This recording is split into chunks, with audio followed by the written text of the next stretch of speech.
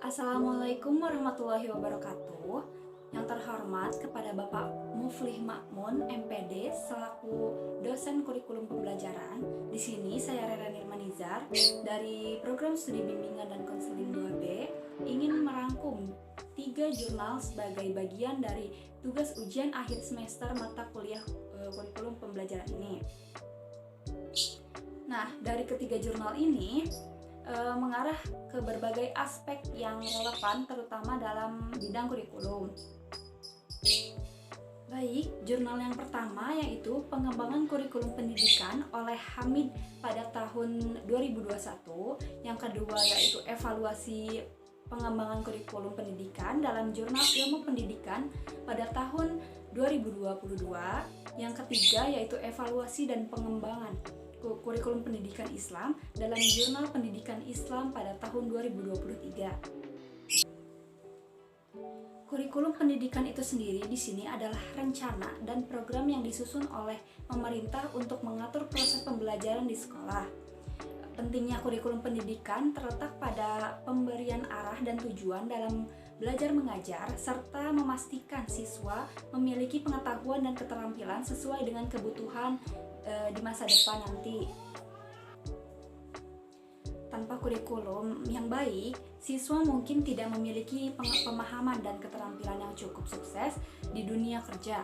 Pemerintah dan lembaga pendidikan harus memastikan kurikulum memenuhi standar dan mengikuti perkembangan zaman.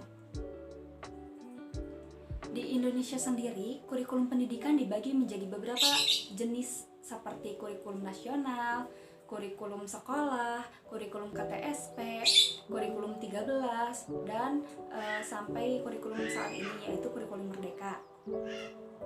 Setiap jenis kurikulum memiliki karakteristik dan kelebihan masing-masing yang harus dipertimbangkan dalam penggunaan kurikulum yang baik dan efektif.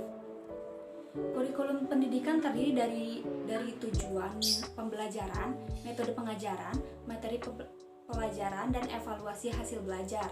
Yang pertama yaitu tujuan pembelajaran adalah pengetahuan dan keterampilan yang diharapkan siswa kuasai.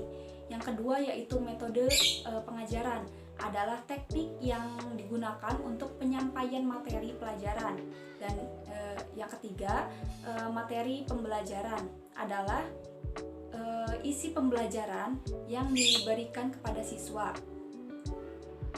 Dan yang keempat ada evaluasi hasil belajar adalah penilaian pemahaman dan kemampuan siswa. Nah, semua komponen ini harus disusun dengan baik dan seimbang untuk kurikulum pendidikan yang efektif dan sesuai dengan kebutuhan siswa. Membuat kurikulum pendidikan yang baik dan efektif adalah sebuah tantangan yang kompleks. Beberapa tantangan yang dihadapi antara lain perubahan zaman dan teknologi, perbedaan kebutuhan siswa, dan keterbatasan sumber daya untuk mengatasi tantangan ini.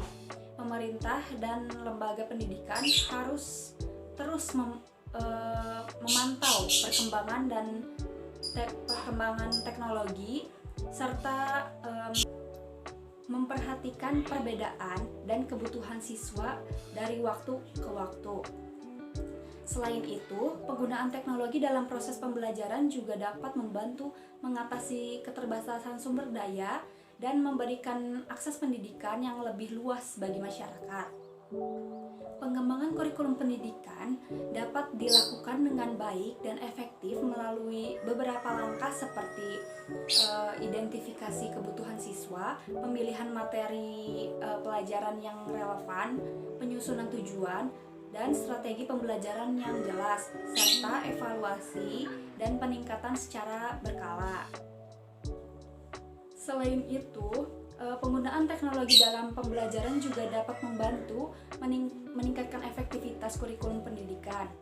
Dengan menggunakan teknologi, siswa dapat belajar dengan cara yang lebih efektif dan menarik sehingga dapat meningkatkan minat dan motivasi siswa dalam belajar.